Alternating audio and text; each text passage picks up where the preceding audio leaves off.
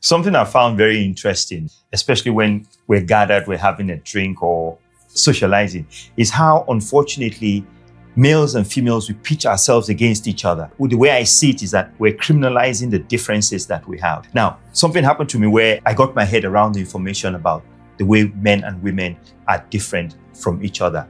And my understanding of that led me to the conclusion that different is not wrong. So for example, the human brain generally is divided into two hemispheres.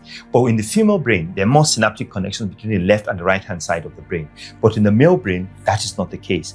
Those synaptic connections that exist in the women's brain makes it easy for women to multitask.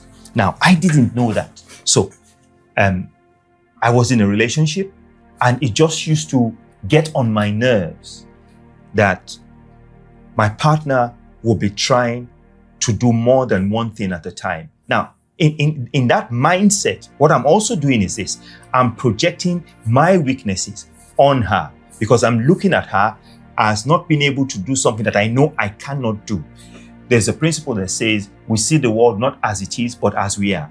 So that now becomes a challenge. So when you look at the situation and approach it, what seems to be a problem is the fact that either we're seeing this thing differently or failing to recognize that there are different perspectives in the situation. Once you're able to get your head around that, then it is easier for you to resolve.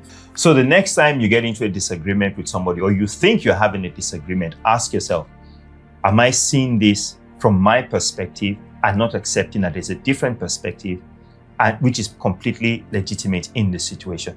Thank you very much for listening. Follow me on my social media handles. Remember, change is possible. We can be better.